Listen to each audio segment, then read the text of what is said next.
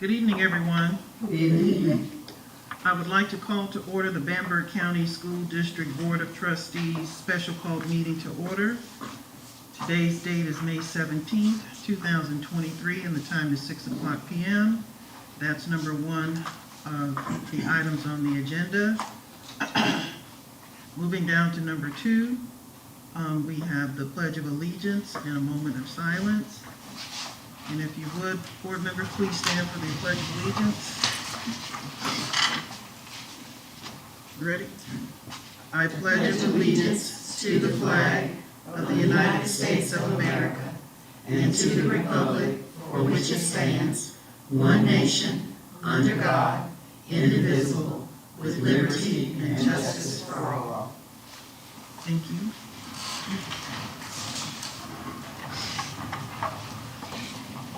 If we may just have a brief moment of silence, please.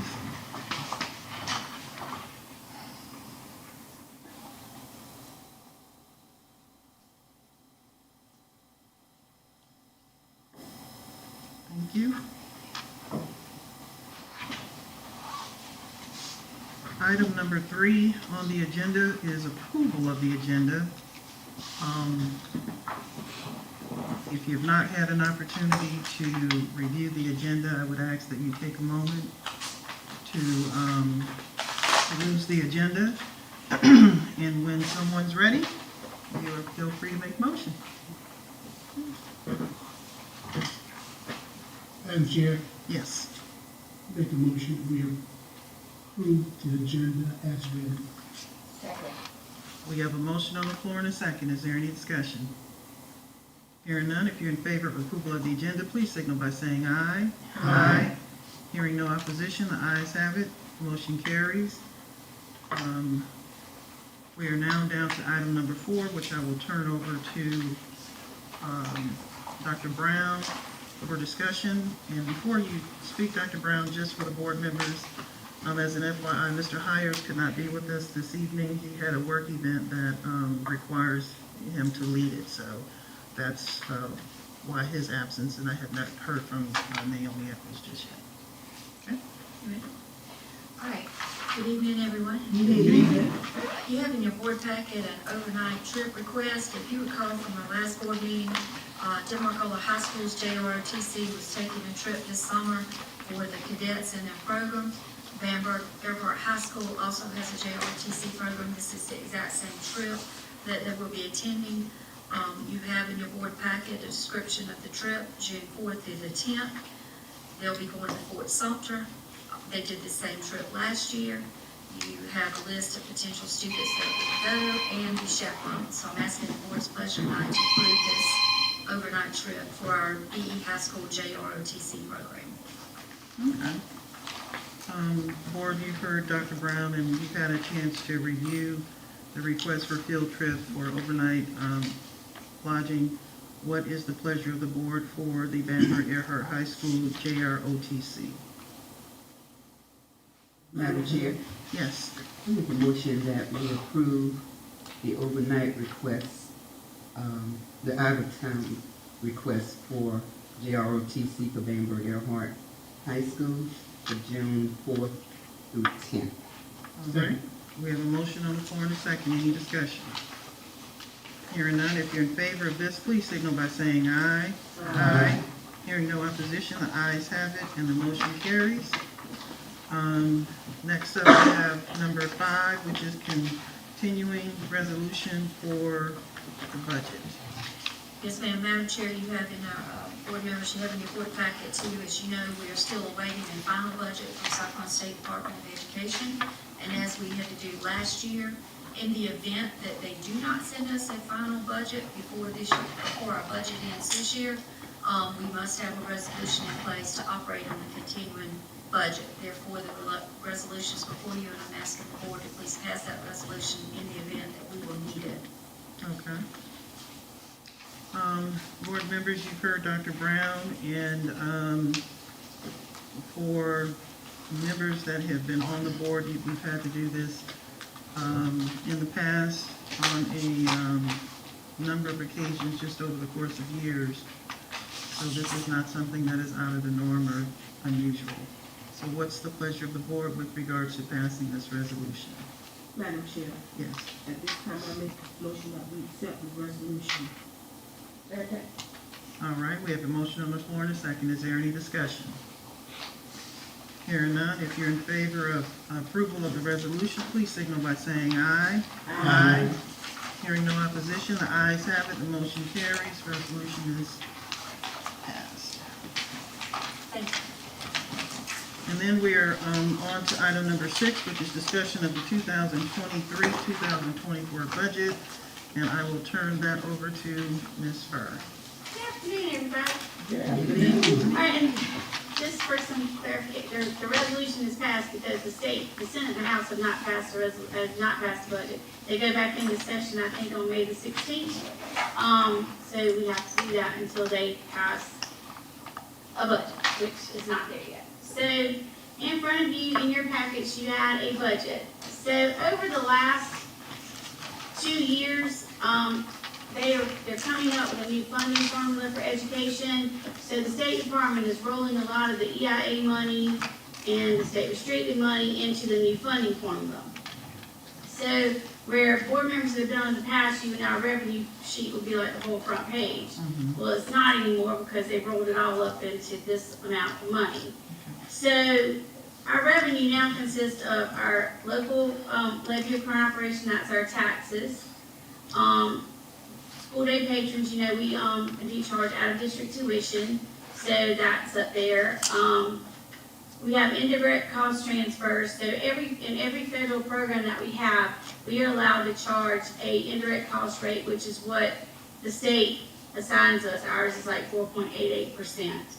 So we do transfer indirect costs over to the general fund.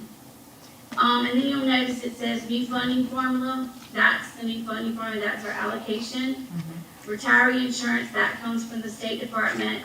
And then the other ones are from the state as well. It's reimbursement of property tax. We get money from that. Homestead exemption. After you turn, I think it's 65, I'm not exactly sure the age, you get homestead exemption. So we get money from the state for that. We also, under Act 388, we're one of the districts that the state says we have to get $2.5 million. So you'll see that in there. Part of it's under that property, or under reimbursement for property, and the other is the $2.5 million bonus money, they called it. And then merchant inventory. So basically, and then the state also has state aid to classroom that they have left in EIA. So as of today, that is our revenue sources that we have to operate on for 23-24. Any questions on that? You're talking about the 21 or the 22? The 22,980? The 22,980, 644.86 is what we have to operate on as of right now. Okay. Okay,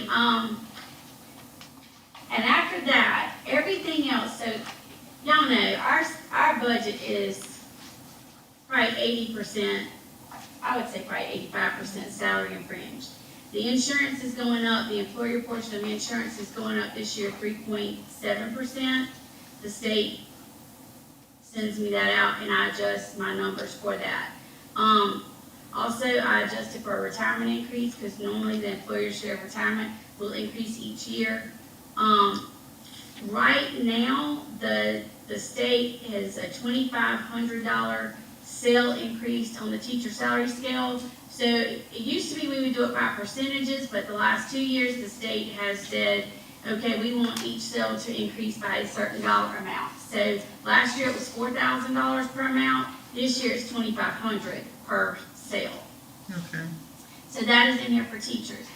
Right now, until we have a budget, I have increased everybody else by 2%. So any other employee will get a 2% increase. Okay. When you said the retirement increase, what percentage have you So right now, budgeted for the that? employer share is 23.81%. Okay. For next year, it's going to be 24. It usually goes up about 1%, so I've got it at 24.81%. 24.81. Yes. Now, if something changes with that final budget coming out, I will make changes here as well. Okay. And I don't want to read all this to y'all. I mean, y'all can look, but everything, I mean, it's pretty self-explanatory. If you, the account number, it tells you the account number, and then it tells you what it's for. It's either salaries, work, retirement, insurance, FICA, workers' comp, and then we do have some expenditures in here, for like supplies, classrooms, instructional supplies. It is balanced, as of today, it is balanced. And I will answer any questions that you have about that. I do know we need to talk about two things that will affect this, and, you know, I can go back and do that. We have talked in the past at board meetings about sub-pay. And I didn't know if y'all needed, right now it's $60 for the first 10 days, Jessica? 20 days. And then it's 65 after that if you're long-term for non-certified staff. For certified staff, it's 75 for the first 20 days and 85 after that. Give me those figures again. You said for sub-pay, 60, 60 for the first 20 days and then 65 for non, like if you're not certified to teach. So like if a retired teacher comes back, they make 75 for the first 20 days and then 85 if they're long-term. Okay, I just need you to slow down just a bit. Okay, sorry. It just seems like this is running into each other. So let's start over. Sub-pay, $60 for the first 20 days. After the 20 days, It's 65. 65. Okay, so that's that. Yes. Now, for non-certified, That's non-certified. that is the That non-certified. is non-certified. And then where does the other one, the other 70-something you said, where does So that? like if you're a certified teacher Mhm. and you sub, you make 75 for the first 20 days. No, that 20 days would be Consecutive 20 days, yes ma'am. And then 85 after, after okay. that. So we got 60 and 65, 75 and 85. Yes ma'am. And it's like the second number kicks in if we need you for long term, Mhm. but we get you to work the first 20 consecutive days at your first rate, and then we raise you a little bit since you're going to be long term. Okay, so you wanted to talk about that? Right, we have talked Right. a couple of times about this. We've had employees come to Dr. Brown about, we should increase our sub-pay. Right. So since it's budget time and we're working on the budget, I'm bringing it back to the board to see, now's the time to make the change if we're gonna make it. Where are we gonna find money? I mean, if we were to raise it, let's say,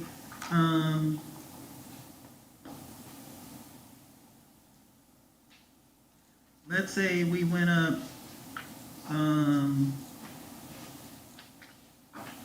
$15 from 60 to 75, Mhm. and then 75 to 80. So we go 75/80. And then if we went from 75 to 90, and then from 90 to, no, it couldn't be 100 because we're going up 15. I can already hear it. It'd be 105. So if we did that, I'm just throwing that out. Could we afford it? I can put it in and try it. I mean, that's what I would have to, that's why this is our first work session. Yeah, it's a work session. I get Yes, it. so I can put this in and try it. I mean, I know we've had people ask several times about Yeah, our rates. And so we can try, I can put this number in, I can, and we do also pay some of the sub-pay out of Title I, yeah. for the teachers that are in that grant. If you're in another grant, it's paid out of that, it doesn't all come out of the general fund. How long has the pay been like this? Roughly. Oh my gosh. Are we talking years or decades? Not decades, it went up when the minimum wage went up, so How much did it go up? not a lot. It just went up, it was like $50, so it didn't go up much. So it was you saying it was previously $50 and we went from 50 to 60. 60. We didn't go up much. Okay. And that's probably been, how long's that starting? At least 10 years. So a decade. So it's been more than a decade. More than a decade. more than a decade. I have to think Okay, about people leaving. Okay. yeah, chime in. Yes, ma'am. That was around in 2008. Yes.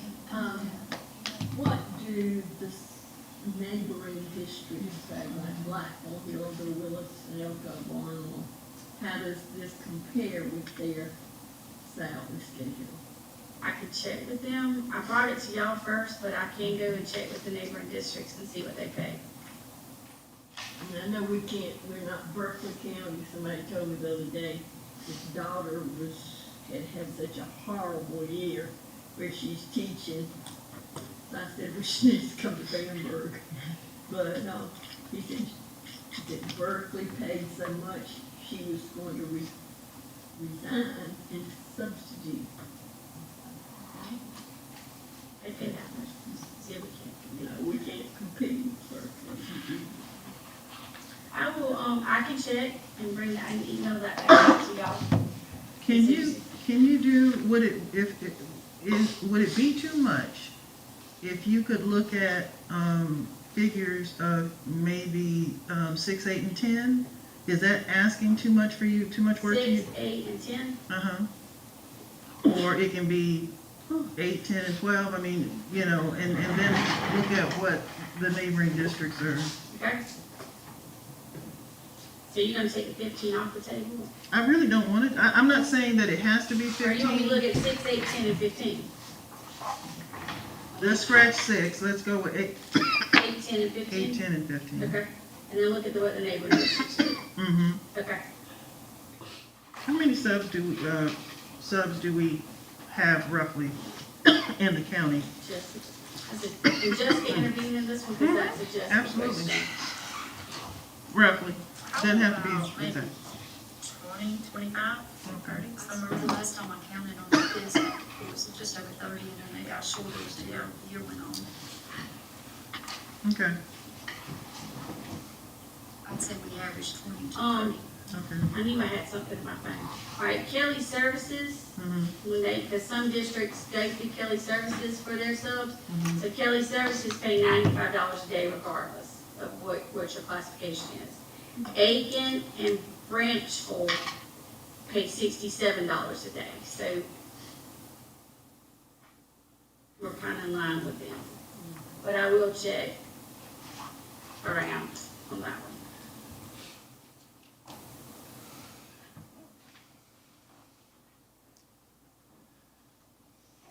I can run this. The Aiken and Branchville at 67, is that a 67 straight across for certified and non-certified? That or was you what I don't just know? got, that was what somebody texted me, Okay. was 67, so I will double check with Aiken and Branchville and see what Okay. they're doing. That would be Orangeburg County, so I'll check with them.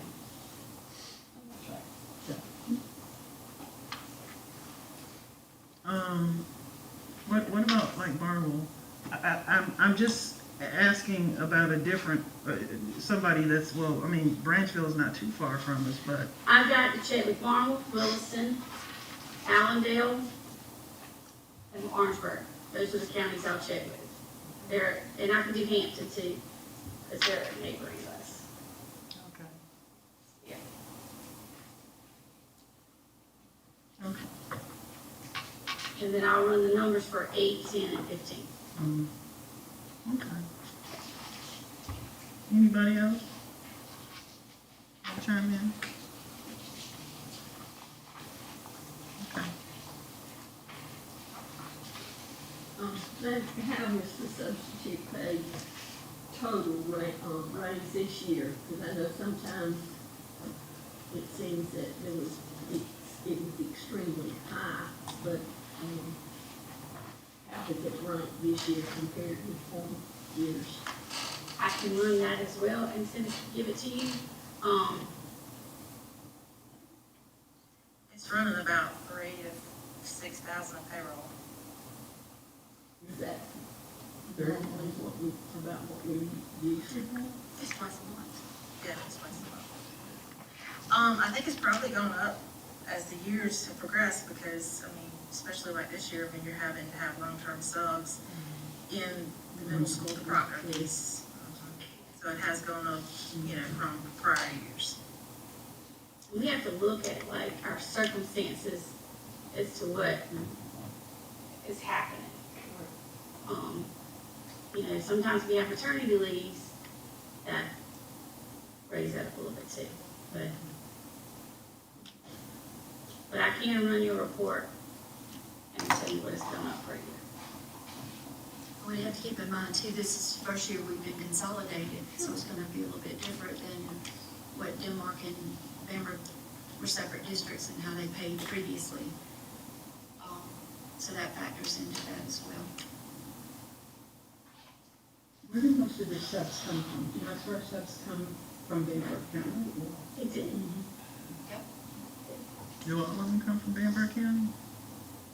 I'd say 95% of them do, the residents in our county.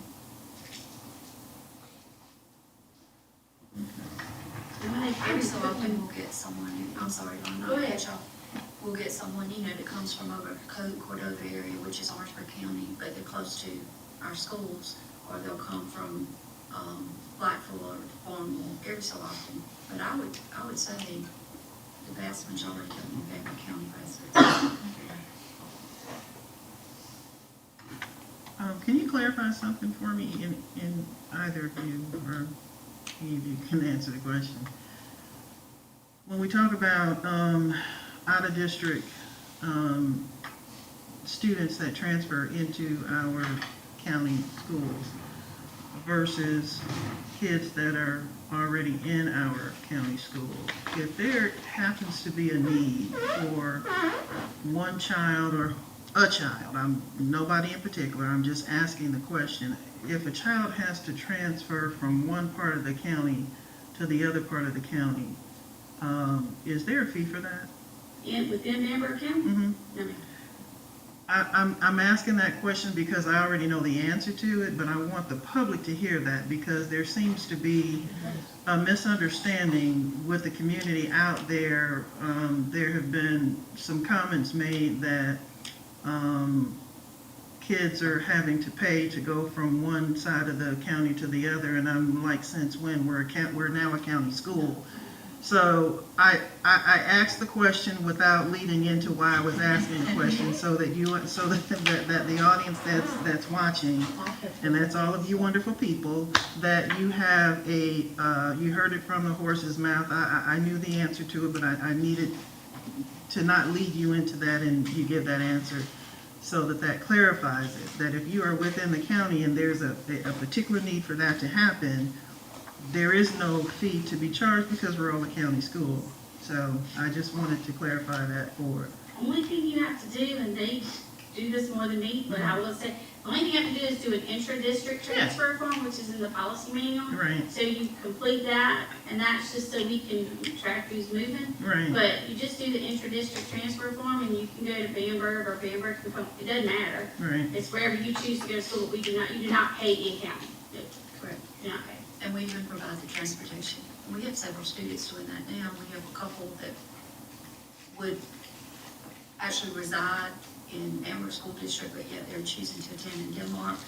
We also have a number of students for various programs and services that they need. They attend school in Bamberg, but yet they may live in Denmark or Ola. But we are transporting all of those kids. Okay.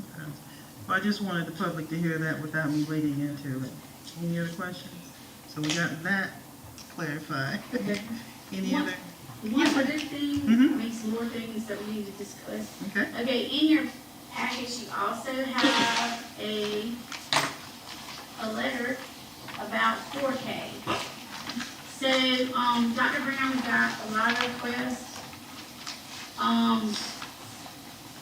from parents about 4K. So in Bamberg, we have the CERDIP program. Mm-hmm. So that means, the state funds those children at a certain rate. Those are normally your Medicaid eligible free reduced. We don't really do free reduced anymore because we do community eligibility, so everybody eats free. But anyway, due to the need in the districts, we have requested from the state to add a new 4K classroom at elementary school, and we were approved for that classroom. So we will be adding that class in July at the elementary school. When you say at the elementary school, is there a Yes, ma'am. particular school in what side of the county or both? It will be at the elementary school in Bamberg. Oh, We okay. are at it there. We are talking about, okay, so one's funded one way, one's funded the other way. Okay, That's just the way it's done through the state. okay, So we have talked about adding one in Denmark as well. We just have not completed that process. okay, That one will not go through the state the way this one has. That will be paid out of Title I funds at the district level. okay. So we are looking at that as well. I just don't think y'all finished.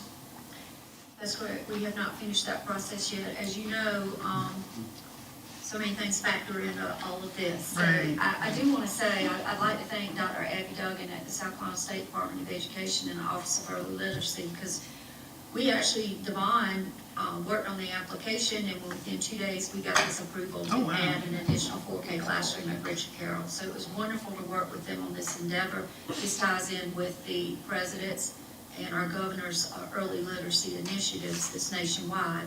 So, of course, they want us to try to reach as many kids as early as possible. So that gave us the eligibility to add the classroom at Richard Carroll. We are currently in the process of submitting the new Title I budget to fund an additional 4K classroom at Demarcola Elementary as well. That's taken a little bit longer because that is going to involve several pots of money from Title I, but also, if you recall, our school designations with Demarcola Elementary School, Demarcola Middle School, Demarcola High School, all being designated as either ATSI or a priority school. We are going to use some of those additional funds to help with that endeavor.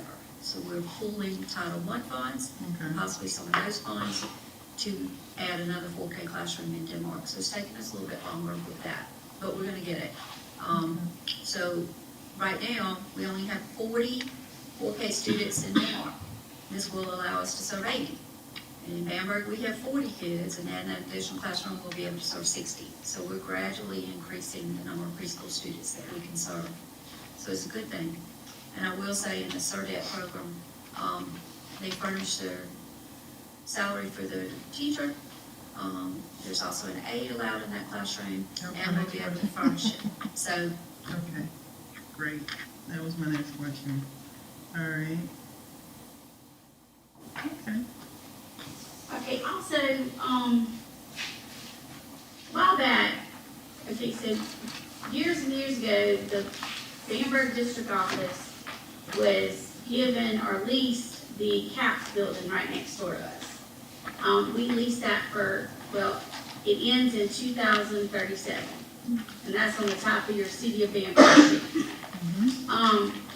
So recently, we were having conversations, and we talked about asking the city to, since we lease it, and we have a lease for so many years, why don't we just ask them to give us the building? You know, we've been maintaining the building, we've been doing all that.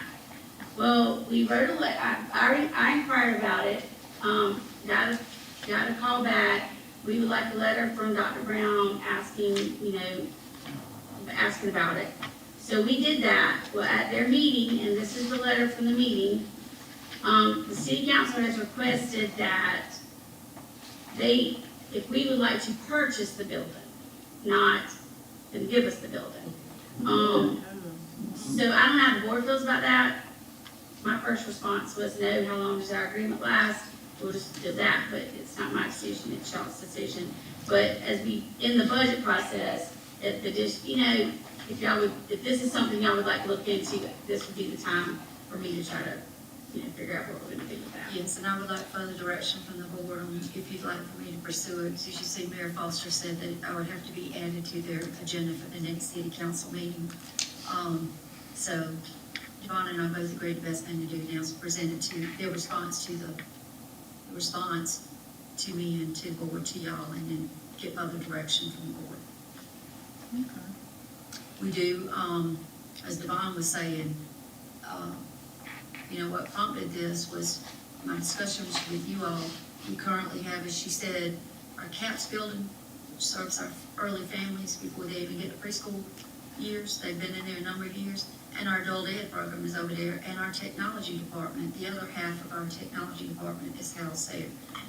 And so for many years, we have maintained that building and kept it up, and now it's in need for some further renovations and repairs, but we don't own the building. So, of course, the board, I told y'all, I think at our last meeting or the meeting before, we would inquire about that property. And this is the result of our inquiry. So we Okay. need further direction from the board where you wish for me to go from here. Okay, so the agreement that we have, you said ends in 2037, so that's 4 years from now? Where are we at now, 2020 what, 3? 14. Oh, 2037. 2037, I'm sorry. Yes, 2037, so we have 14 years. The question that I would have is the agreement that we signed with them, did we say that we would maintain the building, or are they supposed to maintain the building since we lease it? I'm just asking. Well, Or we don't currently have a copy of the agreement in our possession. So we have requested a copy of that agreement from the city clerk, and she was supposed to be emailing that to Ms. Burr. And right before the board meeting, you're still waiting on it. So we don't have it.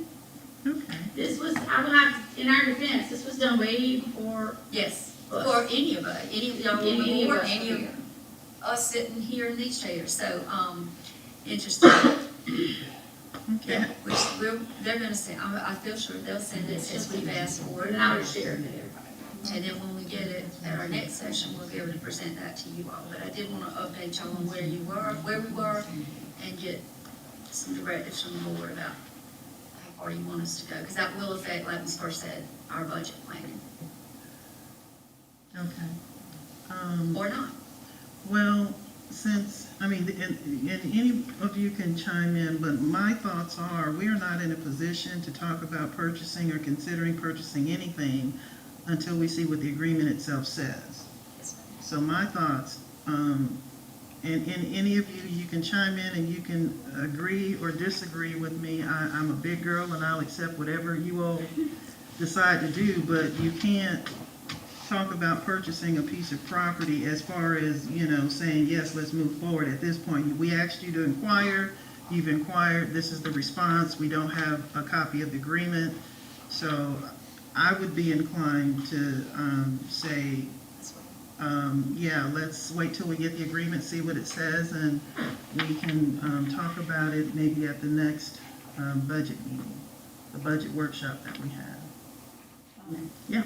Madam Chair, but we need to know all the details about the building, what need to be fixed in the building, or anything that property damage, what we need to have to do to that building to acquire that building.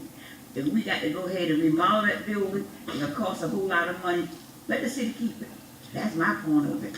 Well, if that's true. Mhm. However, if the agreement does not say that we would be maintaining the building, then the onus falls on the city to do the repairs.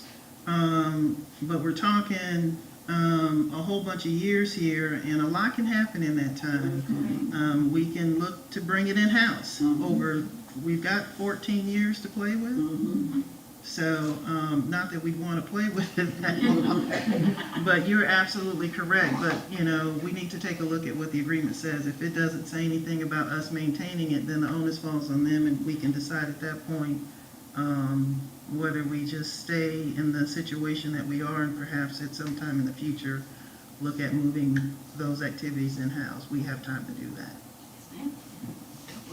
We just wanted to bring y'all up to date. We appreciate you looking into that. And I think Ms. Hurst has a, I was just wondering if anybody knows the year when we started to rent that. we don't know. No. It predated all of us sitting around, and to include them. We don't know. know. I've been here 25 years, so it was before me.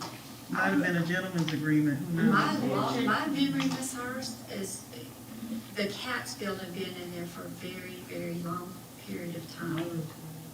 I'm not sure about adult yet. I know they've been in there at least 10 years, though, haven't And this is where First Steps is now, right? Yes, they? Well, I say CAPS, it is First Steps, yes ma'am, I'm sorry.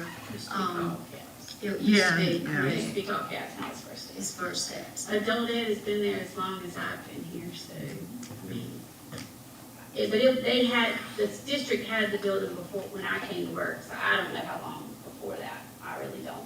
So at least 25 years. At least. Yeah. I feel, and I've been here almost 30, and I feel pretty sure It was there First when you- Steps, formerly CAPS, has been there since I've been here. Or if I'm not mistaken, maybe, gosh, since my son was in high school, so it's been a long time. But I will get, as soon as I get that all. Yeah, Get y'all. okay, I appreciate it. You guys have any questions? I was just gonna ask, is anything that's happening there, nothing at the building that's currently happening is something that, I guess needs to be fixed or addressed right away? No. Okay. Okay, one more thing, I'm trying to read my notes as we talk.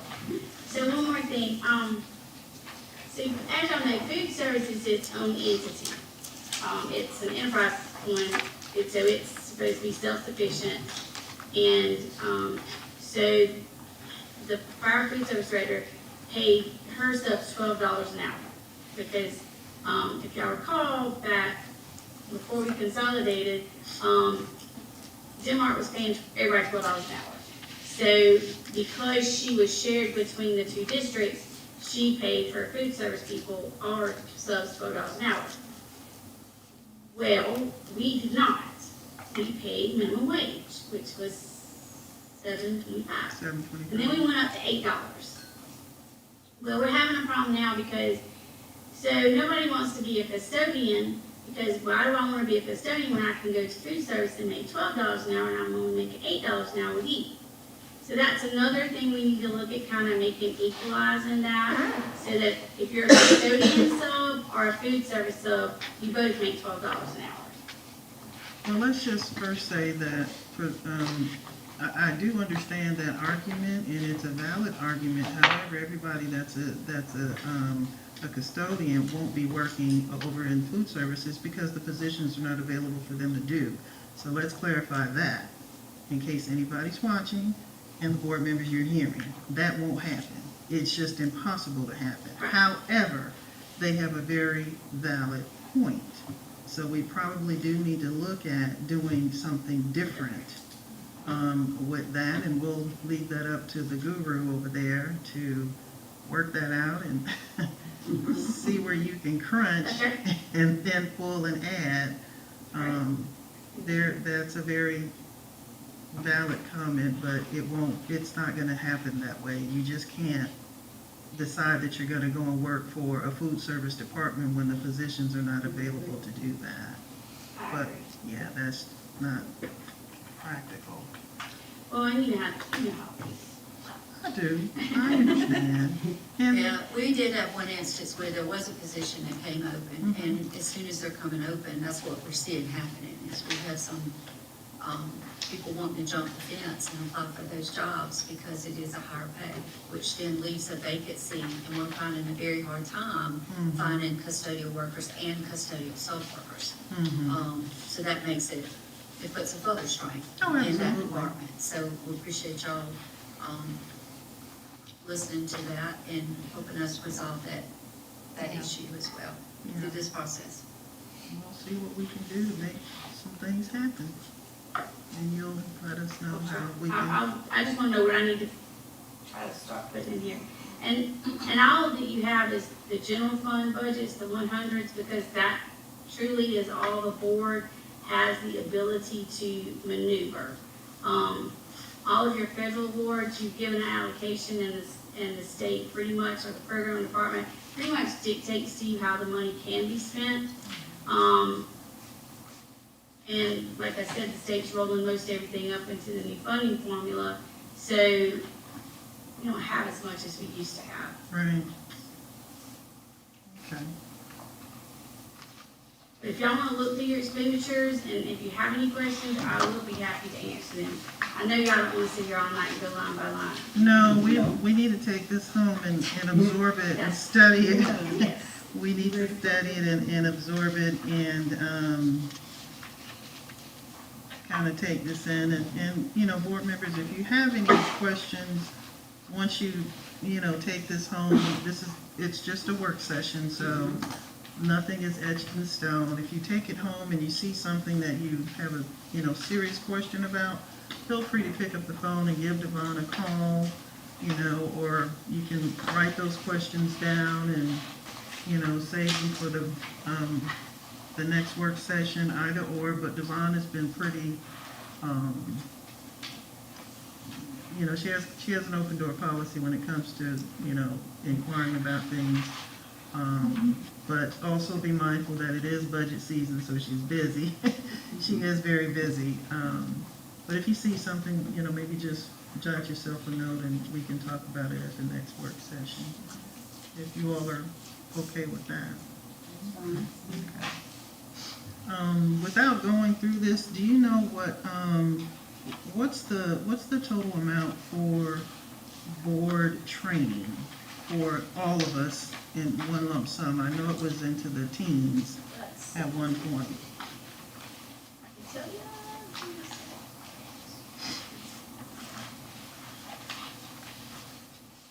Okay, first of all, maybe my glasses are all tight. So it's, board travel is $30,000. Okay, that's okay. So that was kind of 1 and 2 and then kind We of combined. combined, Okay.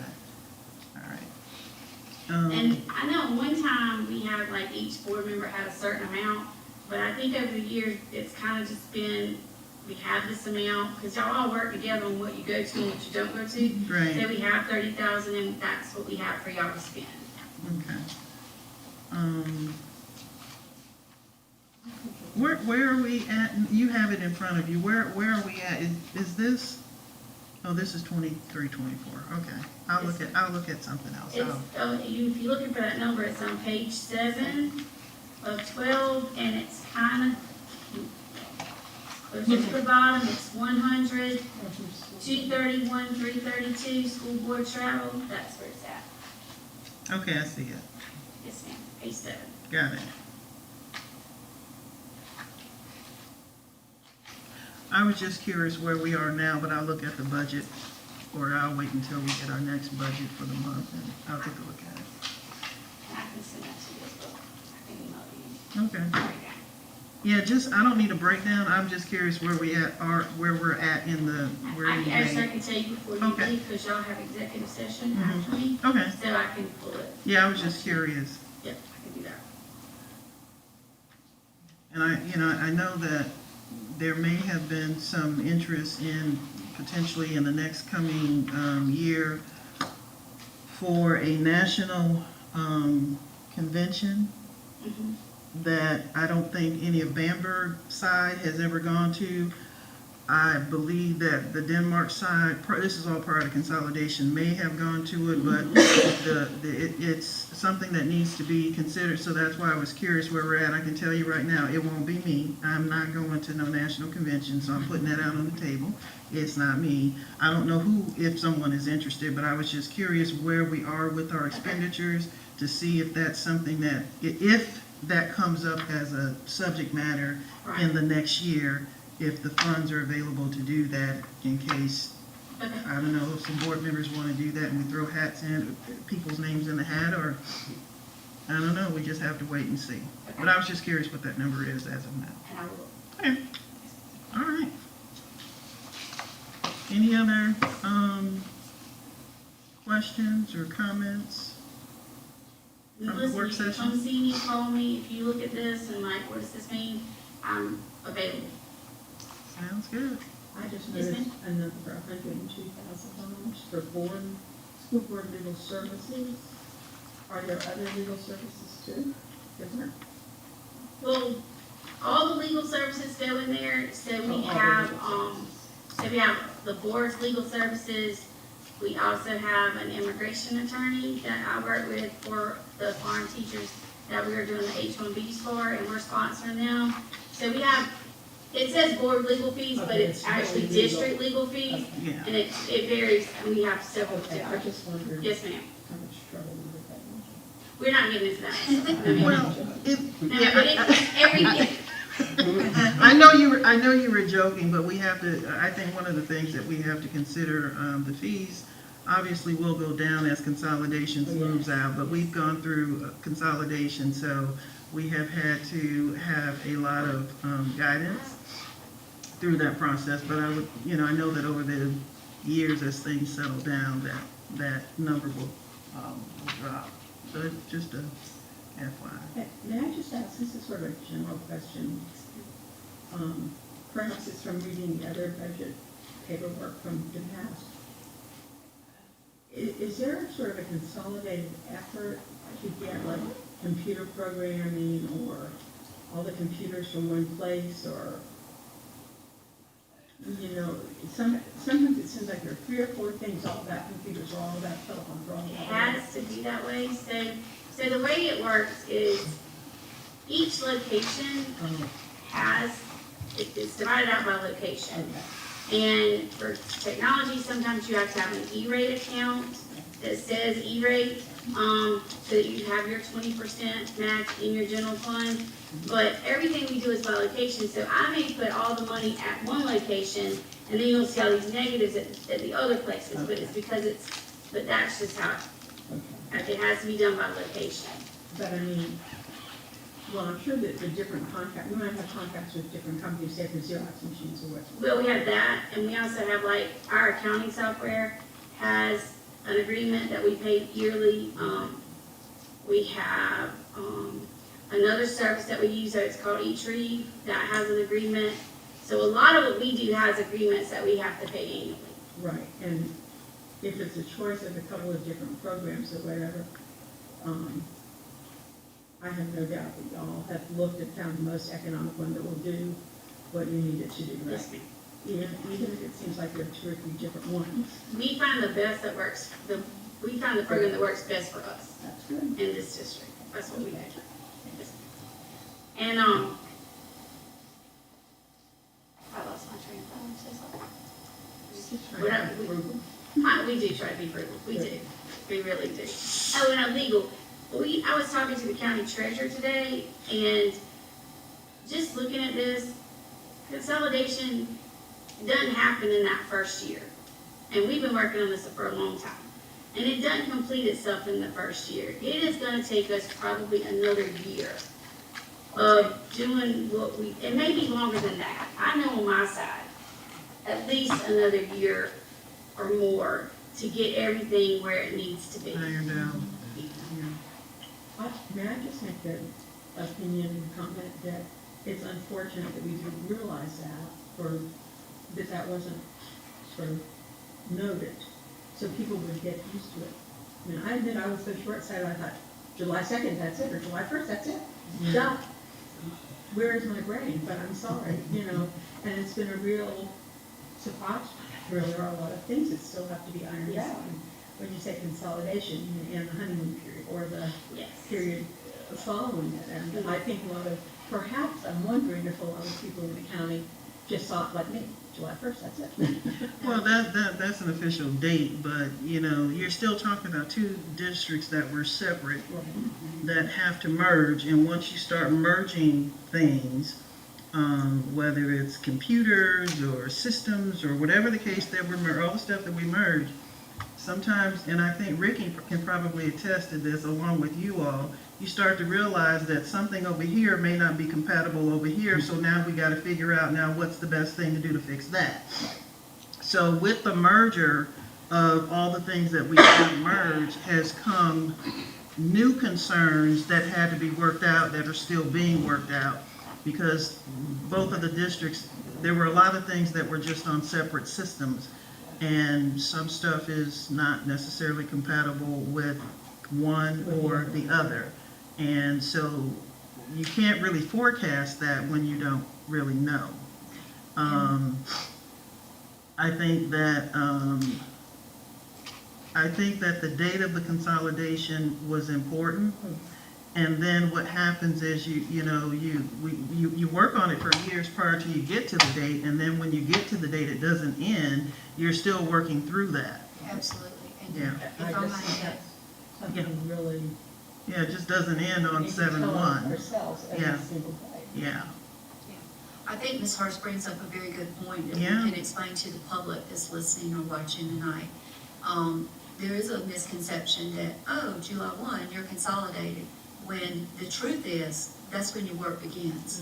On July 1, prior to July 1, 2022, 2023, what year were we in, 2022? When we were to be consolidated, that was all the preparation stage. On July 1 at the midnight hour is when the actual work began. This is really the And- flowing pains or the merging pains And I'm- session. Absolutely, and I'm gonna add to what Ms. First said, it's not gonna take one more year, it's gonna take several more years, because we are still, even with all these, the two separate operating systems that Ms. Walker was referencing, we still have to maintain those operating systems, because we have audits, we have monitoring visits, and sometimes those are on a 3-year, some of those are on 3-year cycles, some are on 5. They monitor us a year or audit some of our things so far as back 2 years. So we will still be getting monitored and audited on Bamberg 1 and Bamberg 2 stuff 2 years from now. And so we have to maintain all of those records and databases and continue working through that process. It's like I said, as of that July 1 day, that's when your work begins, of folding all that in. And it's gonna take multiple years for us to see this process through. That's good that you mentioned that, and I know in communicating with Devon over the course of preparation for the consolidation, when it came to budgeting and stuff like that, there were things that she couldn't do until 7/1. So Correct. once 7/1 hits, then she could take off and do this. So that's where the process comes in, where you still have to fold in all this stuff. So there were just things that she couldn't do until the official date occurred. And like Dr. Brown said, there are still systems that still are being monitored, still being audited, that's out another 2 or 3 years. Correct. It doesn't just stop. So you have Bamberg 1, and you have Bamberg 2, and then you have the consolidated district. And since we're talking about the consolidated district, I'll mention this in case any of the board members don't know, and I learned this through Devon. We're called Bamberg County School District, and we had a 1 and a 2. This is 3. Yeah. So we don't count it as Bamberg County School District 3, but in reality, that's what it is. Because 1 is always 1 in behind, and 2 is always 2 behind, and now we're moving forward. I appreciate So you it's saying 3. that, because I've seen, on different things on the computer. Yeah.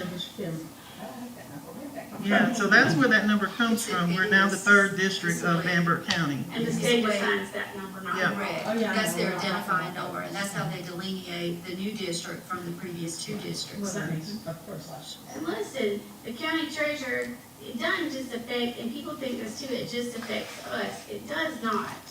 Because we get money from the treasurer for taxes. Well, right now, I'm still getting money in Bamberg 1, Bamberg 2, and Bamberg 3. Because she has to now change all of her system to accommodate Bamberg 3. So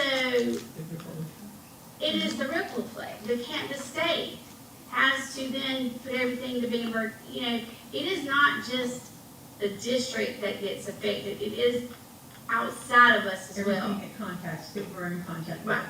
all the interaction. Right. And so right now I have Bamberg 1 bank account still open, Bamberg 2's bank account still open, and Bamberg 3's bank account still open. So we have bank accounts open for all 3 districts still to this day. Hopefully next year that all starts getting closed out, but that's just the way it has to be, just so that we can account for things in the right manner. Correct. And you gotta think about, we're soon approaching our 1-year anniversary of being consolidated, but we're still looking out another year or 2 ahead of us still having to work through consolidation efforts. It's gonna take multiple years. Like I said, that July 1 was the starting line. I just recently had an experience where, I've been questioned about, are we consolidated, and it's like, well, guess what, there was more to it than just that day. Absolutely. And that's a learning experience, I think, for a lot of us, so. It was years of preparation to get to that day, and that was worked through by both boards and the Consolidation Planning Committee. And it'll be years for us to work through the actual consolidation process. Yeah, we're just, the only thing that's consolidated is we're consolidated as of 7/1 on paper. That's it. The work still continues. There's no way the general public can understand how complicated it is. It is a very complicated process. I don't know how you explain it to the town state. I think Well, any opportunity, you have to mention that there are like financial consequences or banking most people might understand banking, banking consequences or something like that, or, requirements for different accounts. That's, I don't think that would be a bad thing to be told. I'll give you an example. Oxford County was one of the first in our region to consolidate multiple years ago. They're still working through that process. They're still doing facilities assessments. Dr. Foster just completed that last year, and merging of schools and building of new schools. That's all still part of that process. And here we are, how many years out from their consolidation? Yeah. They're still years. working through it. And it all affects the budget. Oh, yeah. It's dollars and cents. So it's a process that doesn't just, we didn't magically get to 7-1 and all of a sudden we're functioning. That's a date that's on paper. The process continues on. Yeah, Don't we I wish it was wish? all. You don't I wish. Wish Okay. this was the magic one that you gave me, it was all. Yeah, really. Madam Chair. Yes. I want to ask a question, probably far-fetched from where we are, but I think it's probably, Devon or Brian can answer this question. Earlier in the year, when you gave this money to the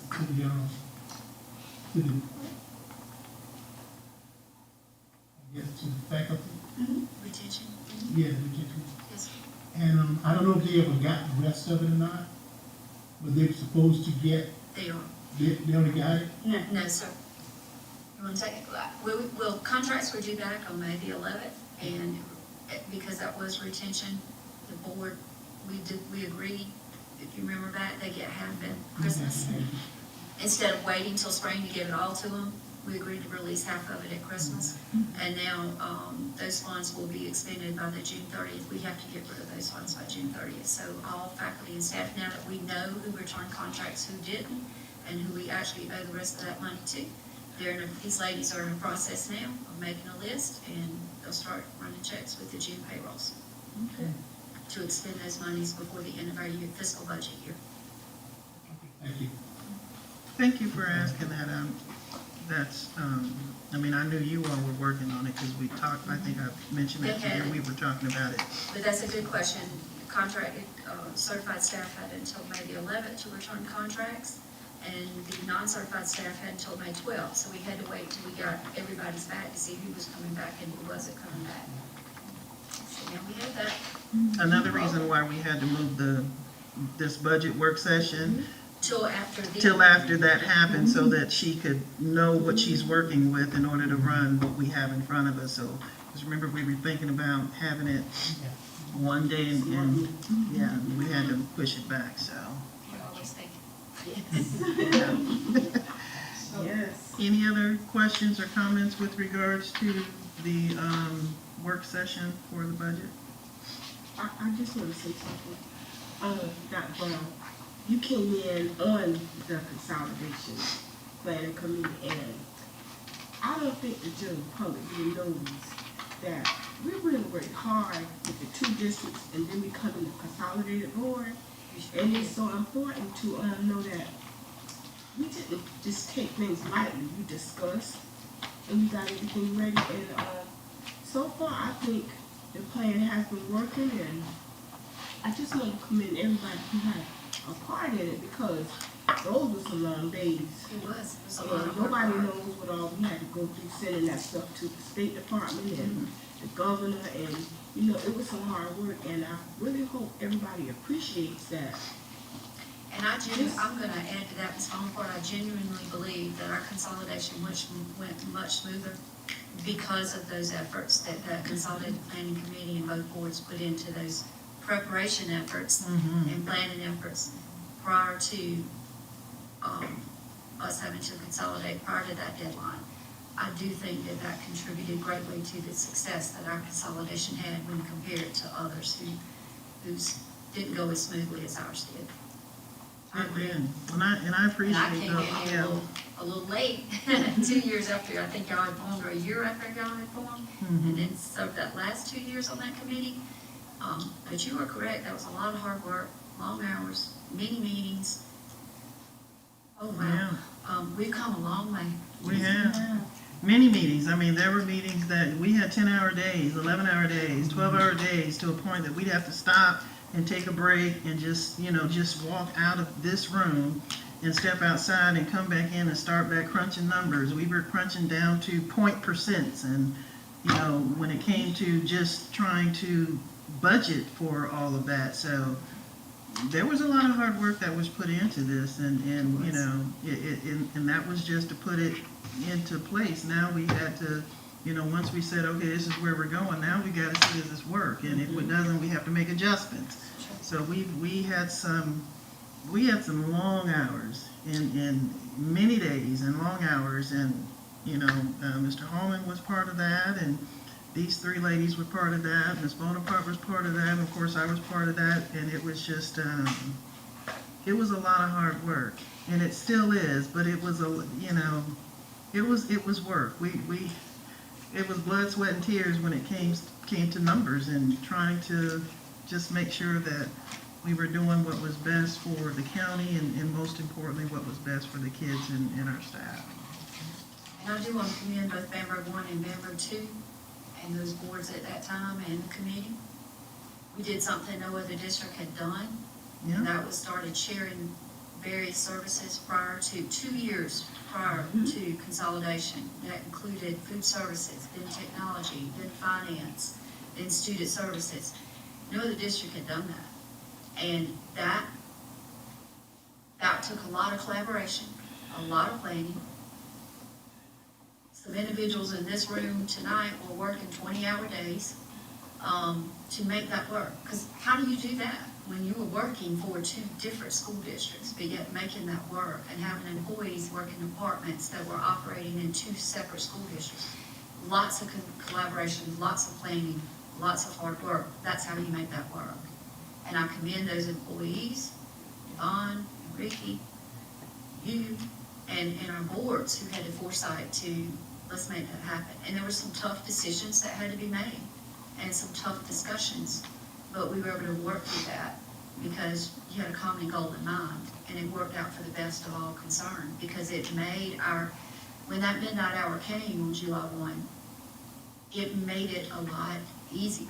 We had all of our major departments pretty much set to go, that we were ready to hit that button and go.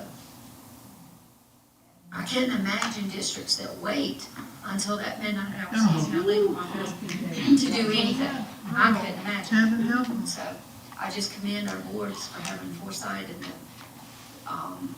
the vision at that time to start on it early. And I just also want to thank you, Dottie and staff, for the employee appreciation on this Friday. I did not stay the whole entire time, but while I was there, I went around and I talked to different people. And I met people from Bamberg who I didn't really know. And y'all, to me, it was a great experience. It was our first, but it was good. That's very good. We do appreciate the board giving us the blessing to do that. I think a lot of people enjoyed that. I think it was well-deserved on the staff's behalf and y'all's for all the hard work we put in and much needed. And we hope to make it bigger and better the next time. So I was going to say, and then before we move into executive session, and I was thinking, I know you're going to get me that number as far as what's left over, but if there is enough left over, I mean, I would like to see if that can be considered to go towards the budget for the janitors. Okay, Take a look at doing that. okay. Whatever we can do to assist in making some adjustments. If there's money left over, and if it's not, we gotta figure out something Yeah. to make something happen. We just need to do what's right. Okay. Okay. All right, we'll that takes care of item number 6, which is discussion number 2023-2024 budget. We are down to item number 7, which is executive session. I will entertain a motion with regards to item number 7 on the agenda.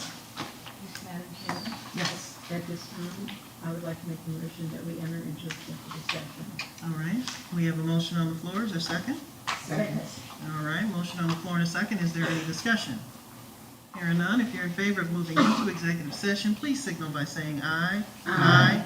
Hearing no opposition, the ayes have it, and the motion carries. We will move into executive session to discuss A, employment personnel, which is number 1, personnel recommendations for hire, and number 2, personnel recommendations for resignation, as well as item B, which is discussion of release of students.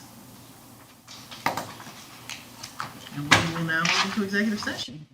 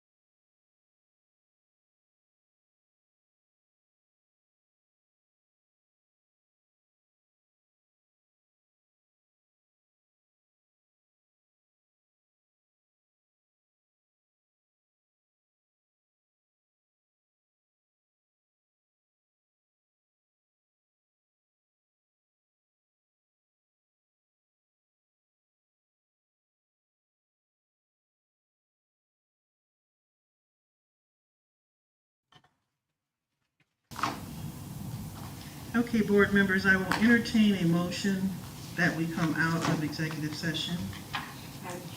Yes. I would like to make a motion that at this time, we come out of executive session. Okay, we have a motion on the floor. Is there a second? Second. Motion on the floor and a second. Any discussion? Hearing none, if you're in favor of moving out of executive session back into open session, please signal by saying aye. Aye. Hearing no opposition, the ayes have it, and we are now back into open session. What is the pleasure of the board with regards to the executive session items discussed? Madam Chair, Yes. at this time, I make a motion that we accept the recommendations on A1 to A, B, C, D, E, and F, and B 1, 2, 3.